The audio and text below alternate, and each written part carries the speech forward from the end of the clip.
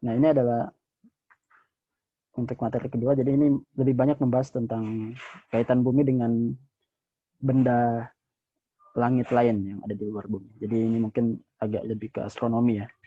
Nah, tapi itu juga termasuk dalam concern geologi lingkungan. Karena definisi lingkungan sendiri adalah segala sesuatu yang di luar dari sistemnya. Ya, jadi ketika kita bahas tentang geologi lingkungan berarti sesuatu yang di luar dari geologi, ya, yang mungkin akan saling mempengaruhi. Jadi bumi mempengaruhi yang di luar dan yang di luar mempengaruhi bumi. Jadi sifatnya bolak-balik. Nah ini adalah untuk yang sifatnya di luar atau benda-benda yang ada di luar bumi. Nah, perlu kita ketahui bahwa pengetahuan kita tentang tata surya dan alam semesta itu bisa membantu kita untuk lebih memahami sistem bumi dan juga membuat kita lebih paham terhadap perspektif bagaimana bumi itu mempengaruhi lingkungan.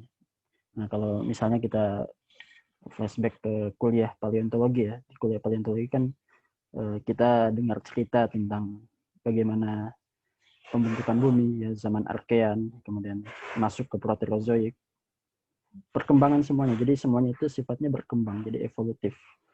Awalnya bumi itu diceritakan sebagai benda benda panas ya, benda bola yang pijar, kemudian di dalamnya dia mendingin ya, terbentuk interaksi dengan atmosfer ya, terbentuk awan, terbentuk lapisan atmosfer, kemudian terbentuk air laut, kemudian lama kelamaan muncullah yang namanya makhluk hidup ya, sesuatu zat atau materi yang dia itu bisa berkembang biak seperti yang kita kenal sebagai makhluk hidup ya.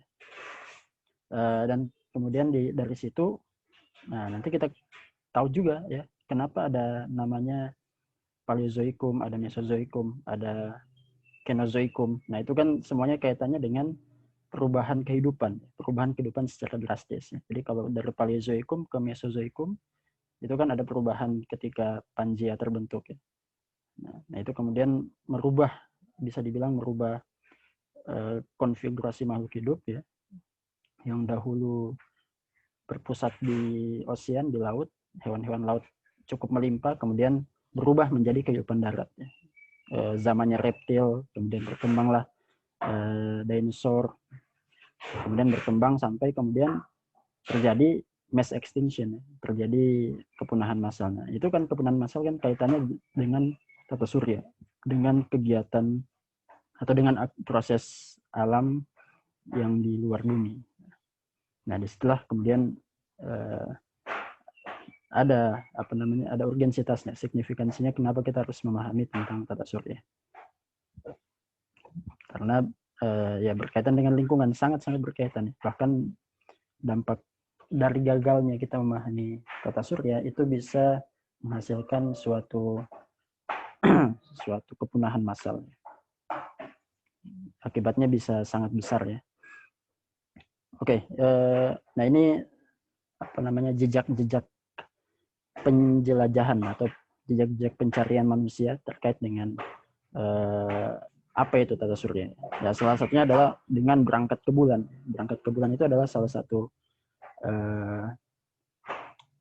langkah untuk mengetahui apa itu tata surya. Kita itu hidupnya seperti apa prosesnya. Apa itu bulan, ya. Kemudian sepenting apa bulan bagi kita. Nah, itu semuanya dicapai secara perlahan, pelan-pelan, mulai dari mengenal bintang, bedanya bintang sama matahari apa, bedanya bintang dengan bulan apa, kemudian bulan dan matahari bedanya apa. Semuanya dipelajari prosesnya, planet-planet juga dipelajari, sampai kita memahami bahwa posisi kita di bumi itu adalah ya cuma salah satu planet. Ya, yang mana planet ini pasti dia bergantung kepada bintang pusatnya. Bintang pusatnya di kita adalah matahari. Dan otomatis ya kita tidak bisa lepas dari matahari. Dan bagaimana kaitan kita dengan bulan juga terjelaskan ya dengan perkembangan sains dan teknologi. Nah, sekarang mungkin tidak terasa pentingnya pemahaman tersebut ya, karena kita sudah ibaratnya terima begitu saja ya. Kita terima begitu saja tentang bagaimana bulan, pengaruhnya bulan terhadap pasang surut, ya. Tentang bagaimana matahari mempengaruhi cuaca, iklim, ya. Dan pasti semuanya kalau kita tengok ke konsep geologi pasti ada kaitannya. Ya. Kalau kita belajar sedimentologi, ya, konsep pelapukan, erosi, itu kan semuanya kaitannya dengan iklim. Ya, kenapa ada erosi? Kenapa ada pelapukan? Ya itu kan ada yang pelapukannya sifatnya mekanis, kaitannya karena dia iklimnya dingin. Kemudian kalau ada yang pelapukannya kimiawi, maka cenderung kepada iklim tropis dan seterusnya. Terus kalau erosi, kenapa ada erosi? Nah itu karena ada gaya, misalnya ada angin, ada aktivitas hidrologi, ya itu kan kaitan juga dengan sistem bumi, ya. Ada air sungai yang mengalir. Nah itu kan semuanya berkaitan dengan bumi sebagai sistem.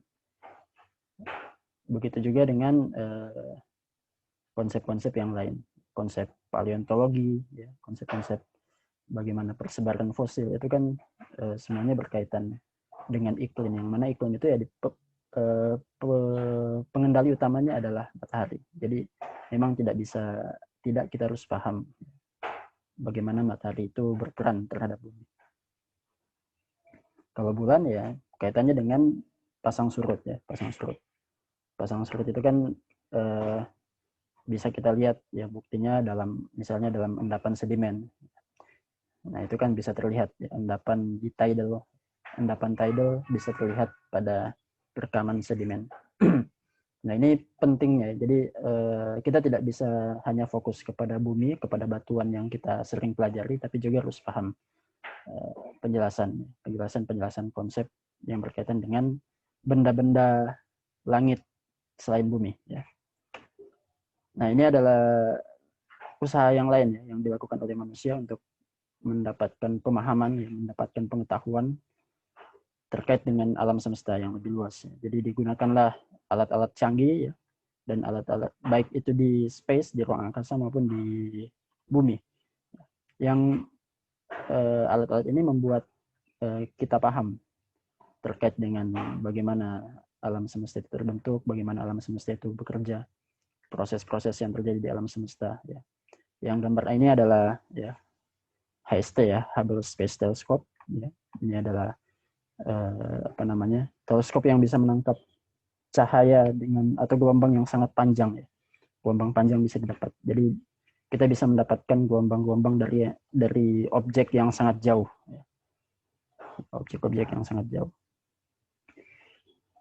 Kalau yang ini namanya radioteleskop, ya, ini untuk mempelajari interaksi alam semesta, ya, dengan objek-objek yang menarik lainnya, yaitu misalnya black hole atau nebula, ya. Nebula yang merupakan, jadi nebula itu adalah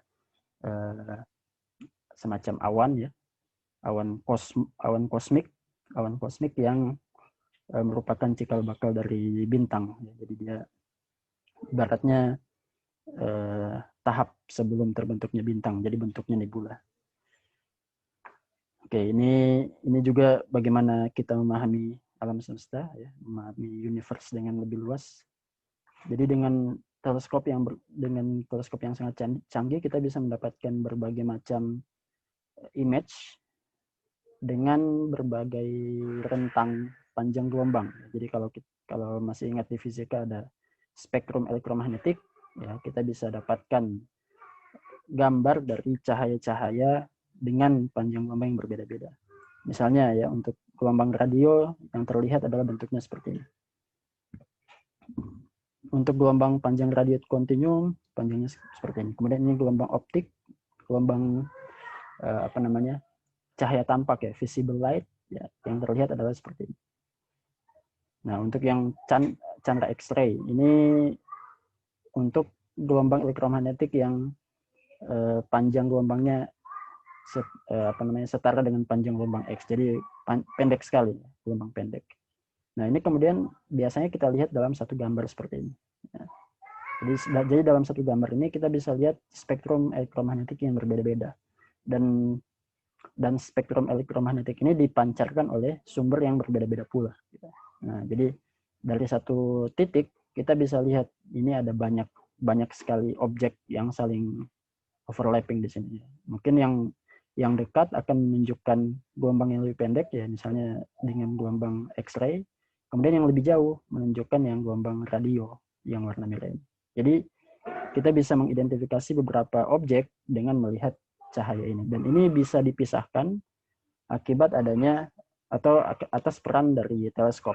Jadi alat teleskop ini gunanya untuk menangkap cahaya, kemudian bisa kita bagi-bagi agar bisa terlihat sumber-sumber dari gelombangnya. Oke, kita lanjut. Kemudian, nah, benda langit yang paling mudah kita amati ya, bahkan sejak zaman prasejarah mungkin kita sudah bisa amati ya, matahari. Mulai dari gerakannya, mulai dari tingkat kecerahannya itu sudah bisa diamati ya, bahkan sebelum ada ilmu astronomi. Nah, jadi perlu kita pahami juga bahwa matahari ini dia terbentuk dari atau energinya itu dihasilkan dari energi nuklir ya, terjadi reaksi fusi ya, jadi reaksi fusi ini artinya reaksi penggabungan inti atom antara atom-atom hidrogen, kemudian hasil dari reaksi fusi itu adalah melepaskan energi ya, kemudian energi tersebut kemudian ditransmisikan ya ke segala arah sampai menyentuh ya, mencapai planet-planet, bulan, dan bahkan sampai keluar solar system, keluar tata surya bahkan ya. Nah, ini adalah mekanisme bagaimana matahari itu bisa memancarkan energinya. Nah, kemudian energi ini mempunyai peran yang urgent ya, yang kritis dalam proses-proses di bumi.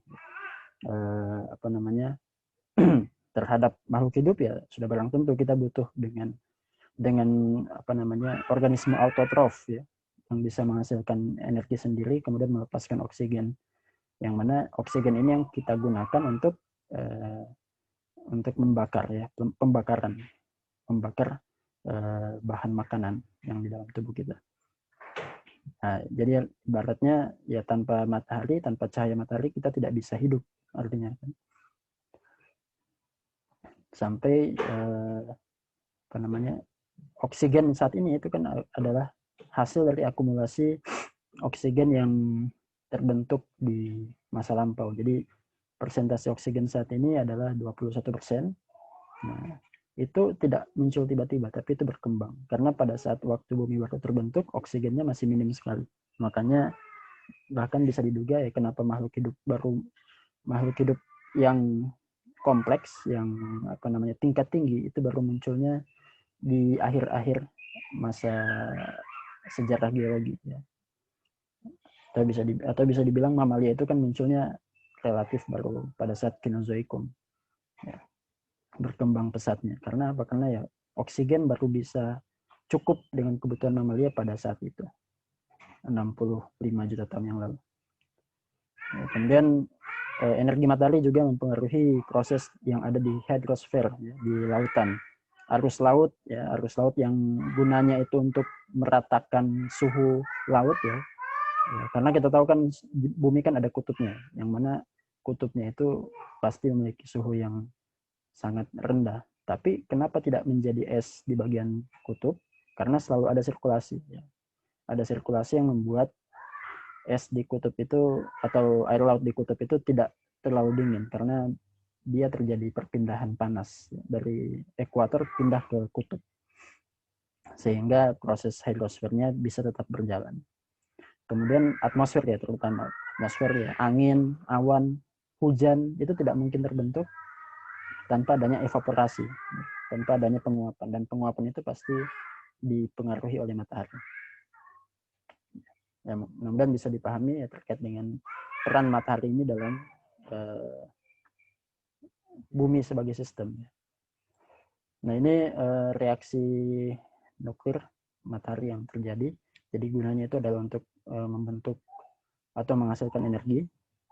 Jadi hidrogen plus hidrogen menghasilkan helium. Nah, jadi lama-kelamaan nanti hidrogen di dalam inti matahari ini lama-kelamaan akan habis, dan semuanya dalam bentuk helium. Dan karena helium ini jari-jarinya lebih besar, maka diperkirakan matahari ini nanti akan membesar ukurannya menjadi sebuah bintang yang namanya atau yang bertipe red giant. Jadi dia ukurannya akan membesar ya daripada ukuran yang sekarang.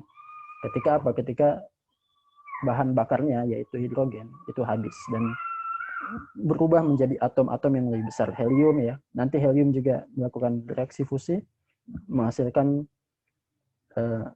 atom yang lebih besar. Kalau nggak salah karbon, menghasilkan karbon. Dan terus menerus sampai nanti atom-atom di dalam inti matahari sudah tergolong atom-atom yang memiliki radius besar. Sampai nanti atom yang paling besar adalah besi. Nah, ketika intinya sudah semuanya menjadi besi, nah maka itulah dia tidak lagi mampu bereaksi, kemudian dia akan menjadi kolaps. Ketika dia kolaps, maka ukurannya berubah lagi menjadi sangat kecil, menjadi bintang katai. Nah, itu adalah proses evolusi bintang ya, yang juga nanti akan terjadi pada matahari. Dan otomatis ketika matahari tidak mampu memancarkan energi lagi, maka energi yang dahulu sering diterima oleh bumi tidak lagi ada. Artinya kan bumi pun akan mengikuti seberapa panjang matahari bisa bertahan hidup dalam tanda kutip. Kemudian gambar B ini menunjukkan ini adalah spektrum elektromagnetik. Ya, ini menunjukkan gelombang yang dipancarkan oleh matahari. Jadi nanti ada gelombang yang tergolong disebut sebagai gelombang gamma, gelombang X, gelombang UV, kemudian gelombang cahaya tampak atau visible light, infrared, microwave, dan radio waves. Nah, yang bisa kita lihat dengan mata kita ini hanyalah gelombang yang tergolong ke dalam visible light. Kemudian gelombang-gelombang yang ada di sebelah kiri ini adalah gelombang-gelombang yang energinya tinggi dan cenderung untuk berbahaya bagi sel tubuh manusia. Ya. Mulai dari UV, kemudian gelombang X, gelombang gamma. UV ini yang saat ini kita bisa terima hanya sedikit saja karena ada bantuan lapisan ozon di atmosfer. Kemudian gelombang X juga tertahan, gelombang gamma juga tertahan. Kalau untuk analoginya ya gelombang gamma ini adalah gelombang yang dilepaskan oleh bom atom ya. Seperti yang terjadi di Jepang, yaitu kan gelombang atom bom atom di Hiroshima Nagasaki itu kan gelombang gamma yang dilepaskan dan bisa langsung menghancurkan semua sel hidup yang ada di sana. Jadi nah peran atmosfer ada di sini ya, dia bisa memfilter gelombang-gelombang yang berbahaya bagi tubuh manusia. Nah, bagaimana tata surya terbentuk? Nah, banyak hipotesis yang diajukan, tapi yang paling bisa diterima saat ini adalah hipotesis nebula. Nah, jadi hipotesis nebula ini menjelaskan bahwa dahulu tata surya itu terbentuk melalui adanya nebula ya, atau awan kosmik yang merupakan, jadi awannya itu kumpulan dari debu-debu ruang angkasa yang terdiri dari batuan ya, kemudian gas-gas yang nanti kemudian itu mengumpul. Jadi dia membentuk padatan-padatan ya berupa planet, bulan, dan benda-benda langit yang lain, asteroid. Ya. Kemudian nanti di bagian pusatnya akan mengalami kondensasi, mendingin, dan kemudian rotasi dari bulan tersebut melambat. Kemudian terbentuklah sebuah cakram ya, sebuah benda yang pipi atau kumpulan massa yang pipi yang kemudian berakresi menjadi planet. Berakresi artinya mengumpul menjadi planet. Kemudian di bagian tengah menjadi pusat gravitasi yang kemudian menyebabkan terjadinya reaksi fusi nuklir ya, dan menghasilkan matahari. Nah, ini ilustrasinya. Jadi awalnya adalah adanya awan nebula yang dia karena adanya gaya hentak dari ledakan Big Bang. Nah, maka dia ketika mengumpul dia pun sudah mempunyai kecepatan awal. Dia memutar-mutar kemudian lama-kelamaan mengumpul ya, bagian yang padat akan mengumpul di tengah, kemudian yang lebih ringan mengumpul di bagian luar. Kemudian lama-kelamaan dia membentuk semakin pipi mengikuti radius dari atau mengikuti radius dari putarannya ya. Jadi dia akan menyepi. Kemudian yang bagian tengahnya menjadi sangat padat, sementara bagian luarnya menjadi lebih ringan. Makanya di bagian dalamnya planet-planetnya adalah planet-planet yang sifatnya terdiri dari batu-batuan, dan planet di bagian luar dia lebih banyak dominasinya gas.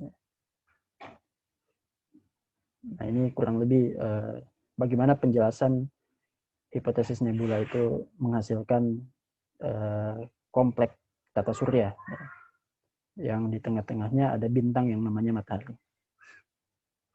Dan kemudian putaran ini yang bertahan sampai sekarang ya.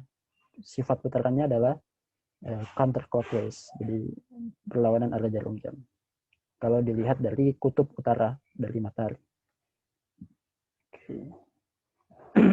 Nah, kemudian selain tata surya atau selain matahari, kita pun harus pahami bahwa ada bintang lain ya. Ada bintang lain di alam semesta. Yang mana dia itu kalau yang paling dekat terkumpul dalam sistem galaksi yang namanya galaksi Bima Sakti atau Milky Way, yang jumlahnya bisa mencapai ratusan miliar bintang. Nah, hal tersebut bisa terlihat dengan adanya teleskop tadi ya. Teleskop yang sangat canggih yang bisa mendapatkan cahaya dari jarak yang sangat jauh. Kemudian adanya teori Big Bang juga mendukung atau memberikan informasi terkait dengan bahwa alam semesta itu terus mengalami ekspansi, terus mengalami pembesaran ke arah luar. Oke. Nah, ini adalah penampakan galaksi kebanyakan ya. Jadi kebanyakan galaksi itu bentuknya adalah spiral, bentuknya seperti ini. Dan diduga Milky Way pun bentuknya seperti ini ya. Karena dari sebagian besar galaksi yang ditemukan ya bentuknya memang spiral seperti ini. Dan ini juga searah dengan hipotesis nebula tadi ya. Jadi memang ada bentukan spiral dan kemudian di dalamnya ada rotasi. Jadi setiap bintang ini mengalami rotasi ya, setiap bintang di dalam sini mengalami rotasi sehingga cocok dengan penjelasan nebula tadi, hipotesis nebula. Ini penampakan jika dilihat ke arah bawah di inti dari galaksi. Nah, bagaimana Big Bang Theory itu dijelaskan? Jadi Big Bang Theory itu datanya adalah data cahaya ya. Jadi dia datanya cuma data cahaya. Jadi dibantu oleh adanya HST ya, Hubble Space Telescope. Kemudian HST ini menangkap cahaya-cahaya. Jadi ada cahaya yang yang sifatnya dia itu posisinya ada di sini, yang dekat dengan Hubble. Kemudian ada yang jauh. Nah, ada yang jauh. Jadi cahaya yang bisa ditangkap oleh teleskop Hubble itu paling jauh adalah sekitar 13 miliar tahun yang lalu. Nah, ini maksudnya apa? Maksudnya ya ini perkiraan umur paling tua ya, umur paling tua dari bumi. Bukan bumi, tapi alam semesta. Jadi ini adalah perkiraan umur paling tua dari alam semesta, yaitu sekitar 13 miliar tahun. Nah, tapi kalau dihitung ternyata cahaya yang paling jauh yang ditangkap oleh Hubble itu belum menunjukkan umur terbentuknya alam semesta, karena sebelum terbentuknya cahaya pertama itu ada namanya dark age ya. Jadi zaman atau masa di mana belum ada cahaya. Nah, itu butuh waktu sekitar 0 sampai 0,3 sejak kelahiran alam semesta. Jadi 0,3 miliar tahun atau 300 juta ya. Ya, 300 juta tahun yang lalu. Jadi 300 juta tahun. Ini jadi semenjak terjadi Big Bang, ini Big Bang pertama. Nah, butuh waktu 300 juta sampai kemudian benda-benda langit itu memunculkan cahaya pertama, dan cahaya itu yang diduga sudah ditangkap oleh Hubble. Jadi cahaya itu adalah cahaya yang paling jauh yang bisa ditangkap oleh Hubble, dan kemudian ditemukan ternyata trennya adalah benda-benda langit ini mengalami pergeseran. Jadi terlihat pergeseran gelombang elektromagnetik. Jadi digunakan efek Doppler. Jadi kalau masih ingat di fisika ada namanya efek Doppler. Kalau misalnya ada mobil ambulans, ya sirenenya itu kan kalau semakin mendekat ke kita semakin membesar suaranya. Tapi semakin menjauh semakin kecil suaranya. Itu artinya apa? Artinya gelombang itu ketika dia menjauh dari penerimanya, maka amplitudonya akan semakin mengecil. Artinya dia menjadi gelombang yang panjang. Nah, begitu juga ternyata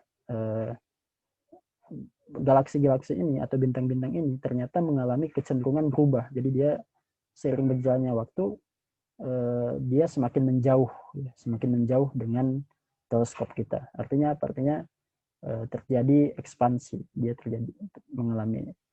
semuanya itu mengalami ekspansi. Jadi kayak kalau dianalogikan itu seperti kalau misalnya kita punya balon, kemudian balonnya itu kita gambarkan, balonnya belum ditiup, ya, kemudian di dalam balonnya itu, di permukaan balon kita gambarkan titik-titik, ya.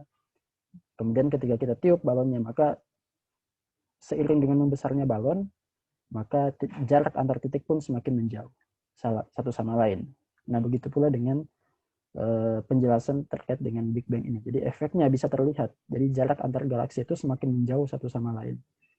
Dan itu terlihat dari gelombang yang ditangkap oleh Hubble ini. Ternyata semuanya itu trennya adalah mengalami istilahnya itu redshifting. Jadi dia gelombangnya itu mengalami pergeseran ke gelombang yang lebih panjang, yaitu gelombang berwarna merah. Ya, kalau di pelangi kan ada Magico Hibiniu. Warna merah itu Magico Hibiniu, merah itu artinya dia gelombang paling panjang, kemudian ungu itu adalah gelombang yang paling pendek. Artinya kalau dia bergesernya ke merah, artinya dia semakin menjauh. Kalau bergesernya ke biru, ke ungu, nah itu artinya dia semakin mendekat. Nah, itu yang terlihat oleh teleskop Hubble. Sehingga teori Big Bang itu terkonfirmasi. Jadi awalnya dia cuma hitung-hitungan matematis, kemudian dia dibuktikan secara fakta, secara data dari Hubble Telescope. Jadi hipotesis Hubble Telescope terhadap expanding universe, ya, alam semesta yang terus mengembang, itu didukung, ya, oleh hitungan dari penemu Big Bang.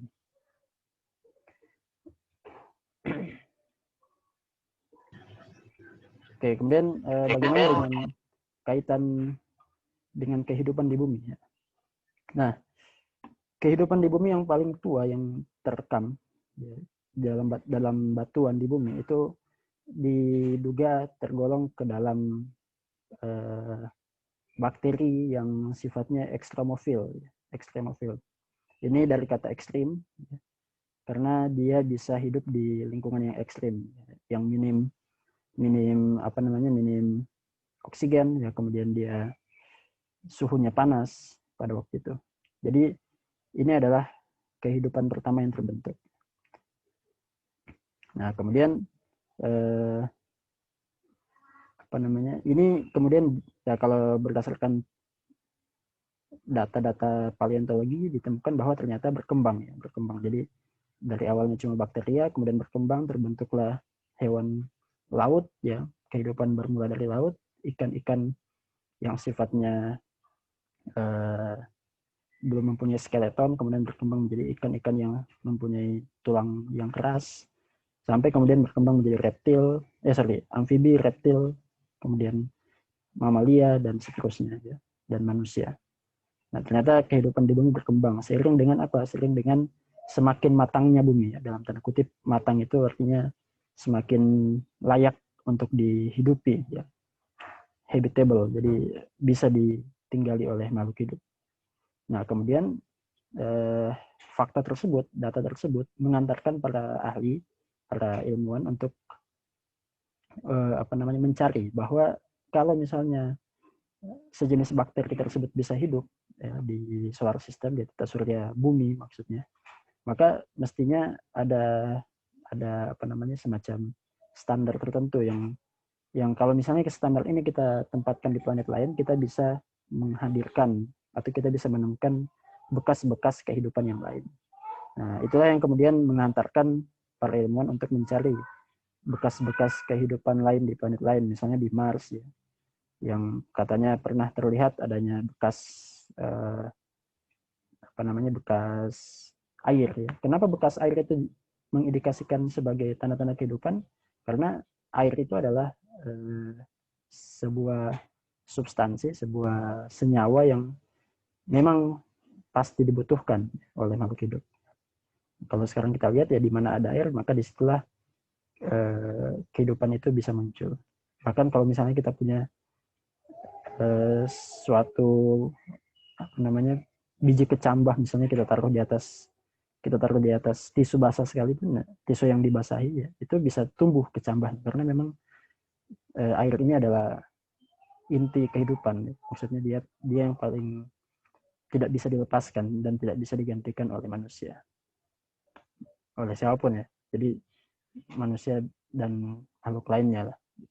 Sehingga kalau misalnya kita temukan ada bekas air di planet-planet lain, maka kemungkinan di situ ada bekas-bekas kehidupan. Entah kehidupannya di masa lalu atau masa sekarang ya.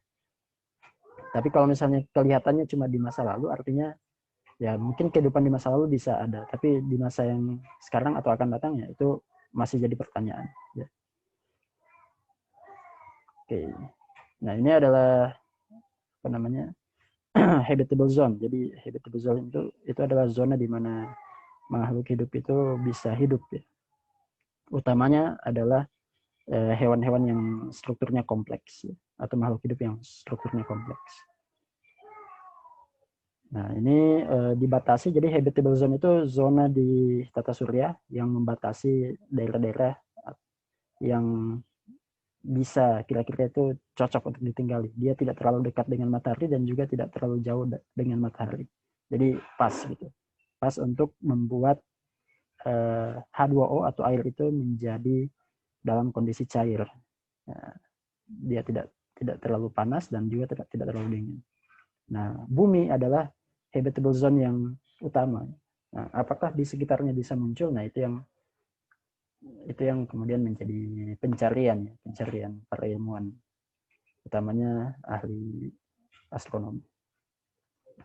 Nah, ini adalah habitable zone. Jadi habitable zone adalah regions ya, daerah yang ada di ruang angkasa yang kondisinya itu diduga sangat favorable, sangat cocok untuk perkembangan kehidupan. Nah, bumi sudah jelas ya, sudah jelas. Nah, ini yang kemudian dicari sampai ke Mars, apakah masih masuk atau tidak? Venus apakah masih masuk atau tidak? Nah, ini yang harus diperhatikan adalah dia harus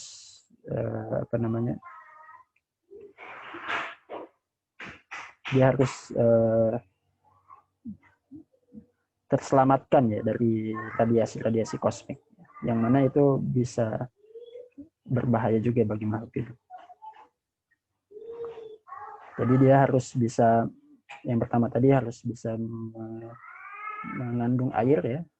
Jadi airnya harus dalam kondisi bisa dimanfaatkan oleh makhluk hidup, artinya dia bukan dalam kondisi gas, bukan juga dalam kondisi padatan, tapi dalam kondisi cair, liquid ya.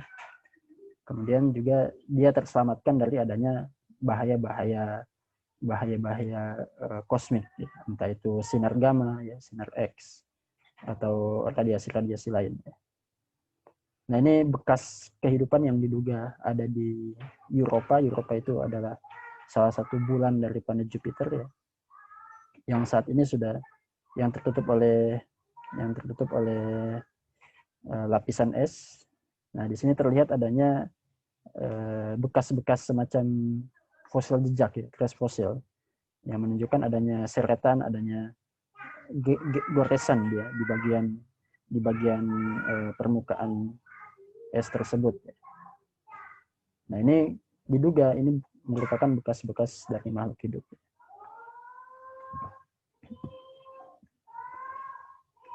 Nah, kemudian berkaitan dengan lingkungan juga, yang menjadi concern terhadap hubungan bumi dengan tata surya atau dengan benda langit di luar bumi, itu adalah terkait dengan pengalaman bumi ya, yang mengalami kepunahan massal ya, akibat adanya bahaya dari luar bumi. Nah, ini misalnya ada asteroid impact ya, asteroid impact. Atau kemudian adanya juga pancaran radiasi gamma yang kemungkinan akan dilepaskan oleh matahari. Nah, ini katanya bisa ditepis oleh adanya medan magnet ya, adanya medan magnet di bumi. Nah, selain ini kita juga tetap harus bisa menghadapi adanya volcanic eruption. Volcanic eruption yang mana itu merupakan ya bencana atau bahaya yang ada di dalam bumi. Nah, ini adalah yang paling sering diangkat ya terkait dengan perubahan iklim ya, yaitu adanya lubang ozon. Lubang ozon. Jadi lubang ozon itu adalah lubang di lapisan atmosfer yang seharusnya itu mengandung ozon. Jadi ini yang biru ini menunjukkan bahwa lapisan ozonnya itu menipis. Jadi sebenarnya bukan lubang tapi penipisan lapisan ozon atau penurunan konsentrasi ozon. Karena kan di bagian atmosfer ada lapisan stratosfer. Ya. Jadi dalam atmosfer itu kan ada troposfer, stratosfer, mesosfer, dan termosfer. Ya. Nah, di lapisan stratosfer itu ada kandungan ozon, O3. Jadi ozon ini sebuah gas ya, yang partikel-partikelnya itu cukup besar sebenarnya. Jadi cukup besar karena dia memang terdiri dari 3 atom. Kalau di udara di bumi itu, kalau dia misalnya posisinya ada di permukaan tanah, itu menjadi polusi. Jadi kalau polusi udara itu salah satu kandungannya adalah ozon. Jadi polusi udara itu salah satu kandungannya ozon. Nah, tapi kalau posisinya ada di stratosfer, nah dia berperan sebagai pemecah. Dia berperan sebagai pemecah gelombang-gelombang pendek ya, mulai dari UV, kemudian gelombang-gelombang yang sifatnya tergolong kepada X-ray dan gamma. Nah, ternyata akibat adanya di sini enggak ada. Akibat adanya pelepasan freon itu nama merek ya, CFC ya, chlorofluorocarbon, CFC, yang digunakan untuk bahan pendingin, entah itu di AC, entah itu di kulkas, yang digunakan sejak tahun 30-an. Ternyata setelah diteliti 20 tahun kemudian ditemukan ternyata CFC itu punya kecenderungan untuk berikatan dengan ozon. Jadi ketika CFC-nya bocor kemudian lepas ke atas, terperangkap di atmosfer, maka dia akan berperan untuk memecah ozon menjadi oksigen. Jadi ozonnya itu yang awalnya O3 menjadi salah satu komponen hasilnya itu adalah O2. Jadi ozonnya hilang, berubah menjadi oksigen plus saya lupa senyawa satunya. Ya, artinya lapisan ozonnya lama-kelamaan akan semakin menipis ya, dan ya, hasilnya seperti ini ya. Ini image yang didapatkan, ternyata memang lapisan ozonnya menipis ya. Dan ini bukan cuma di selatan ya. Ini yang terlihat paling jelas memang di kutub selatan. Tapi di daerah lain juga itu mengalami penipisan juga. Jadi ini sebenarnya merata. Cuma memang tingkat ketebalannya atau tingkat tingkat intensifnya bisa berbeda-beda. Nah, ini adalah dampak dari apa? Dampak dari aktivitas manusia ya. Aktivitas manusia merusak lapisan atmosfer yang mana ini gunanya adalah untuk mencegah kita dari hazard tadi ya, hazard yang sebelumnya. Di slide sebelumnya hazardnya adalah ini ya, adanya gamma ray ya, atau adanya radiasi dari luar angkasa. Dan dampaknya dampak adalah merusak bukan cuma ke alamnya tapi langsung kepada kemanusiaannya. Oke. Nah, kemudian yang juga ya, ini pernah terjadi. Kalau yang tadi kan ozonnya sudah menipis, tapi dampaknya mungkin belum terlalu terlihat ya. Jadi artinya manusianya mungkin belum sempurna atau belum total terkena bencana akibat dari penipisan ozon. Nah, kalau yang ini sudah terjadi. Jadi adanya extinction event pada batas atau pada akhir dari Mesozoikum. Jadi diketahui dari hasil penelitian ada asteroid yang besar yang dia itu menabrak permukaan bumi, kemudian hasil dari tumbukan itu membuat bumi itu melepaskan gas ya, kemudian atau debu ya, debu. Kemudian debu itu menutupi atmosfer dalam jangka waktu yang sangat panjang, sehingga proses di dalam bumi menjadi terhambat. Proses produksi oksigen karena cahaya matahari tidak bisa masuk, kemudian rantai makanan menjadi kacau ya, karena tumbuh-tumbuhan tidak bisa hidup, kemudian makhluk-makhluk hidup yang herbivore juga tidak bisa hidup, maka terjadilah kekacauan sehingga terjadilah kepunahan yang massal ya. Yang disebut sebagai ya, akhir dari masa Mesozoikum pada 65 juta tahun yang lalu. Nah, ini ditemukan buktinya adalah di lapisan, ya mungkin sudah pernah dibahas juga di paleontologi mungkin. Jadi ada yang dikenal sebagai lapisan iridium. Ya. Lapisan iridium. Iridium ini nama salah satu unsur ya, unsur yang banyak ditemukan di meteorit. Nah, unsur iridium ini ditemukan dalam bentuk lapisan di beberapa daerah ya. Jadi ini lapisan iridium. Jadi semacam satu lapis, tapi dia cuma di situ saja gitu. Jadi cuma satu lapisan tipis, tapi kandungannya semuanya full iridium. Ukuran butirnya clay ya. Lempung. Jadi makanya disebut sebagai iridium clay. Ya, iridium clay layer. Yang diduga sebagai batas pertemuan atau batas akhir dari lapisan batuan, formasi batuan yang umurnya Kretasius dan formasi batuan yang umurnya masuk ke tersier atau Cenozoikum. Nah, ini adalah bukti bahwa terjadi suatu tumbukan meteor ya, kemudian meteor itu hancur ya menjadi debu, kemudian debunya terangkat ke udara, kemudian dia mengendap perlahan membentuk satu lapisan yang namanya lapisan iridium. Nah, lapisan iridium ini tidak ada lagi ditemukan di tempat lain atau tidak ada lagi ditemukan di umur yang lain, cuma di umur batas Kenozoikum, Kretasius dan Tersier ya, makanya KT ya, Kretasius dan Tersier. Nah, ini adalah yang menemukan Luis Alvarez dan Walter Alvarez. Ini orang fisika, yang satu orang geologi. Ini ayah dan anak ya. Jadi, nah ini yang kemudian menjadi ancaman ya. Ancaman yang kedua, selain tadi dari adanya radiasi, maka yang kedua adalah adanya tumbukan impact ya, impact dari benda langit, entah itu komet atau asteroid. Nah, akibat adanya pemahaman kita ya, kalau kita paham kan kita bisa tahu untuk mengantisipasinya gimana. Nah, akibat adanya pemahaman itu ya, tadi masalah lapisan ozon yang menipis itu kemudian menghasilkan suatu protokol lah, suatu kesepakatan di antara negara-negara untuk mengurangi penggunaan freon, mengurangi penggunaan CFC, sehingga ditargetkan ya lubang ozon itu akan kembali meningkat di tahun 2060-an. Targetnya seperti itu, kalau misalnya semuanya dijalankan secara taat. Nah, kalau terkait dengan impact dari asteroid atau komet, maka NASA sudah mulai memetakan. Jadi mereka sudah mulai memetakan benda-benda langit yang ada di sekitar bumi. Sejak tahun 94, berarti 26 tahun. 26 tahun yang lalu sudah mulai dipetakan benda-benda langit yang kira-kira tidak terlalu jauh dari bumi dan kemudian punya peluang untuk melintas ya, Earth crossing. Jadi melintas orbit dari bumi.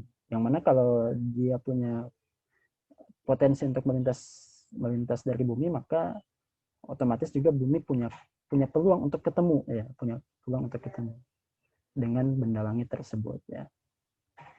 Maka dipetakanlah benda-benda langit tersebut. Gunanya apa? Gunanya untuk mengantisipasi tumbukan antara bumi dengan benda langit tersebut. Nah, ini salah satu contohnya. Jadi ditemukan suatu pola dari asteroid ya. Ini adalah lintasan dari asteroid. Kemudian ini adalah lintasan komet. Nah, kemudian ini adalah lintasan orbit bumi. Artinya bumi punya peluang ketemu dengan asteroid ini di 2 titik, di titik sini dan titik sini, kemudian dengan kometnya di titik sini dan titik sini. Nah, ini yang kemudian terus dipantau ya, terus dipantau jika sudah mulai mendekat. Ya, manakala sudah mulai mendekat, maka akan dilakukan suatu usaha artifisial ya, usaha artifisial. Gunanya untuk apa? Gunanya untuk membelokkan pola gerakan dari komet ini. Yang sudah direncanakan adalah seperti ini, yaitu dengan melakukan perubahan lintasan. Jadi lintasan dari si asteroid ini itu akan berusaha diubah. Jadi misalnya awalnya seperti ini, lintasannya ke arah sini, kemudian bumi mau melewati titik ini. Nah, ini kan kemungkinan bertemunya di sini. Nah, jika sudah teramati, maka diperlukan usaha untuk membelokkan. Jadi kan dia ini kan punya kecepatan awal. Nah, bagaimana supaya kecepatan awalnya ini vektor kecepatannya diubah ke arah lain? Supaya apa? Supaya dia tidak ketemu tepat di sini. Bisa dengan dibelokkan ke arah sebelah sana atau ke arah sebelah sini. Nah, itu katanya akan diubahnya itu dengan melakukan tumbukan. Jadi entah dikirimkan semacam pesawat ulang alik ya, kemudian ditumbukan ke arah asteroid tersebut supaya asteroid tersebut mengalami semacam gaya tambahan sehingga otomatis vektor gerakannya akan berubah. Dan ini harus dilakukan secepat mungkin ya, secepat mungkin dan sejauh mungkin dari bumi, karena semakin jauh, semakin dini dilakukan tumbukan atau pembelokan arah, maka dia akan lebih mudah untuk dibelokkan. Karena misalnya dia posisinya masih di sini, kemudian kita berikan gaya sedikit, maka simpangannya akan semakin jauh dari bumi. Nah, dia akan lewat di sini, yang jaraknya tuh ya masih jauh dengan bumi. Tapi kalau misalnya dia sudah dekat, ya sudah posisinya di sini, jarak dengan buminya sudah dekat, kemudian baru diberikan gaya impact kepada asteroid ini, maka penyimpangannya tuh sangat dikit, sangat dekat, sangat tipis, sehingga resikonya lebih besar. Nah, ini terkait dengan manajemen risiko. Jadi lebih diutamakan untuk mengantisipasinya lebih jauh. Jadi sebelum dia mencapai bumi, tapi diketahui dia akan bergerak ke arah bumi, nah, maka disitulah diberikan gaya, ya, diberikan tumbukan dengan benda yang kita buat. Oke. Nah, namun terlepas dari itu semua, itu adalah kondisi alam yang kemungkinan kita akan hadapi ya, terkait dengan bumi kita, terkait dengan hubungannya dengan benda-benda di luar bumi. Namun begitu, tetap harus ada yang namanya manajemen risiko lingkungan ya, atau manajemen risiko bencana ya, kalau dalam konteks bencana geologi, bencana alam. Karena sekalipun dampak dari sinar gamma, kemudian dampak dari radiasi gelombang yang berbahaya kepada tubuh manusia, kemudian dampak dari tumbukan asteroid atau meteor ya, ke permukaan bumi itu besar. Namun juga harus diingat bahwa di bumi itu masih banyak juga bencana-bencana lain atau kondisi proses alamiah lain yang menghasilkan kematian yang cukup banyak ya. Misalnya seperti gempa bumi ya, atau gunung api, itu kan sebenarnya terjadinya sangat sering dan memang mungkin tidak sekali banyak yang meninggal, tapi karena dia frekuensinya tinggi ya, dan kemudian penanganannya pun tidak selalu bagus, maka secara kumulatif korbannya itu bisa lebih banyak daripada hasil dari tumbukan meteor tadi. Nah, makanya di sini perlu ditegaskan bahwa ya meskipun semengerikan itu tumbukan meteor itu, tetap harus bisa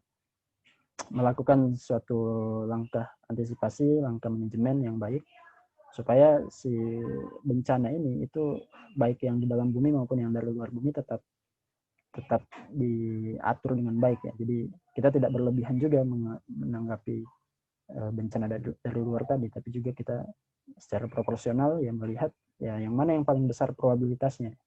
Makanya kan dalam manajemen bencana kan ada hitungan untuk menghitung seberapa susceptibility-nya ya, hazardnya seberapa besar.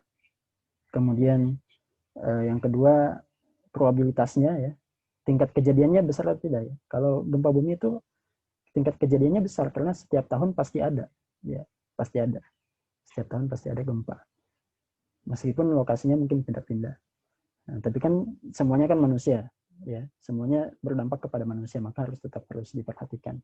Gunung api juga ya, probabilitasnya tinggi. Jadi kalau secara probabilitas lebih tinggi gempa bumi dan gunung api. Tapi secara hazardnya mungkin lebih kecil, lebih kecil dalam sekali kejadian. Tapi karena dia probabilitasnya besar, maka berlipat ganda. Ya, tingkat bahayanya jadi besar, tingkat risikonya jadi besar. Jadi ada probabilitas, ada susceptibility, dan juga ada risikonya. Seberapa besar risikonya, nah itu yang harus dihitung dengan baik. Oke, itu mungkin untuk materinya ya. Oke, sebelum ke tugas ada yang mau ditanyakan dulu nggak? Silakan kalau ada yang mau ditanyakan.